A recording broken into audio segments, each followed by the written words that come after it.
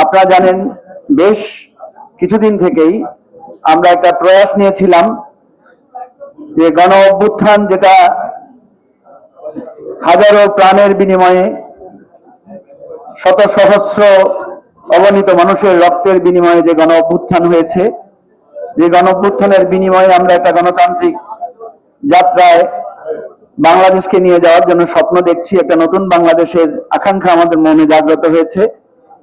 সেই অভিপ্রায় জাগ্রত রাখা, সেই অঙ্গীকারে আবদ্ধ একটি নতুন রাজনৈতিক বন্দোবস্ত বা ব্যবস্থাপনার স্বপ্ন চিন্তা আমরা যারা দেখছি, আমাদের ইচ্ছা জাগ্রত হয়েছে, বা অনেকেই আমাদেরকে আবেদন জানিয়েছেন, আহ্বান জানিয়েছেন, অনুরোধ জানিয়েছেন যে সেরকম একটা রাজনৈতিক আকাঙ্ক্ষা বাঁচিয়ে রাখার জন্য আমরা যাতে একতাবদ্ধ হই।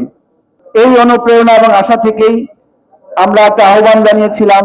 আপনারা অনেকেই জানেন, আমরা অনেকদিন থেকে চেষ্টা করছি এই নতুন রাজনৈতিক বন্দোবস্তের যাদের মধ্যে আকাঙ্ক্ষা আছে তারা যাতে আমরা একমত হতে পারি, একসাথে হতে পারি।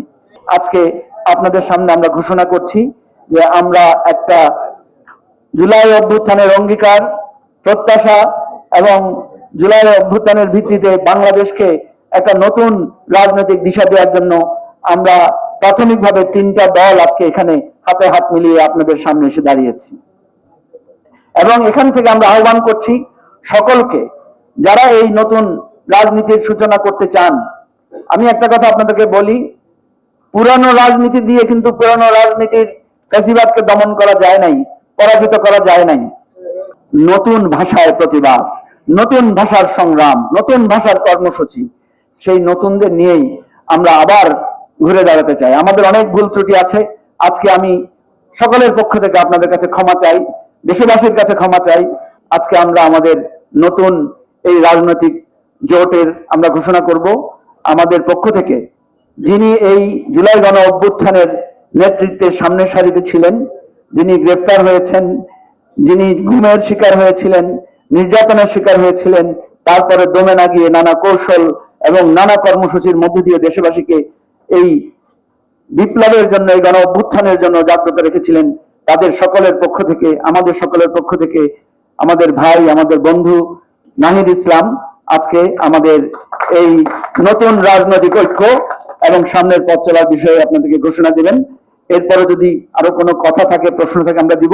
বিপার্টি এবং রাষ্ট্র সংস্কার আন্দোলন, আমরা তিনটি রাজনৈতিক দলের পক্ষ থেকে আজকে এখানে উপস্থিত হয়েছি আমাদের একটি যৌথ উদ্যোগ ঘোষণার জন্য।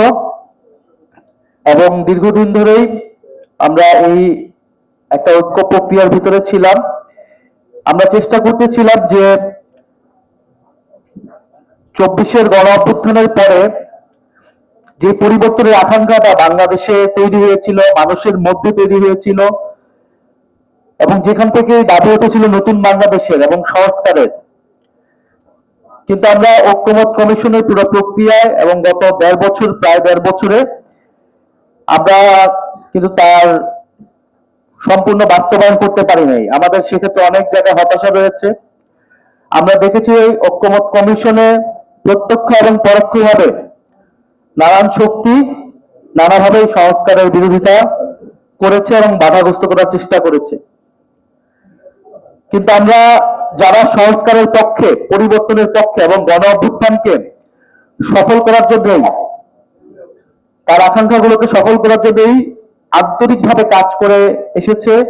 এখন আমরা আন্তরিকভাবে চাই আমরা সেই রাজনৈতিক শক্তিগুলো ঐক্যবদ্ধ আজকে হয়েছি। আমাদের এই ঐক্য প্রক্রিয়া আজকে শুরু হয়েছে এবং এটা চলমান থাকবে। তিনটি রাজনৈতিক সংগঠন সংস্কারকে সামনে রেখে, বাংলাদেশের জাতীয় মর্যাদা এবং অর্থনৈতিক মুক্তির প্রশ্নকে সামনে রেখে আমরা ঐক্যবদ্ধ হয়েছি। আমাদের এই যৌথ প্রক্রিয়া বা এই প্রক্রিয়াকে আমরা নাম দিয়েছি গণতান্ত্রিক সংস্কার জোট। আমরা গণতান্ত্রিক সংস্কার জোট, আমাদের এই জোট প্রক্রিয়া আরো কিছু সংগঠনের নাম আপনারা শুনেছেন, মিডিয়াতে এসেছিল, তাদের সাথে আলাপ আলোচনা চলমান রয়েছে। আমরা মনে করি আরো অনেকগুলো দলের সাথে আমাদের এবং আরো অনেকগুলো রাজনৈতিক শক্তির সাথে আমাদের আলোচনা চলমান রয়েছে। আমরা চাই যে জুলাইয়ের শক্তিগুলা যারা পরিবর্তনের পক্ষে আছে, যারা পুরাতন রাজনীতির পথে যেতে চায় না, তারা আমরা ঐক্যবদ্ধ থাকবো এবং এই নির্বাচনে আমরা একসাথে এক মার্কায় আমরা অংশগ্রহণ করবো, এই প্রত্যাশা আমরা রাখছি।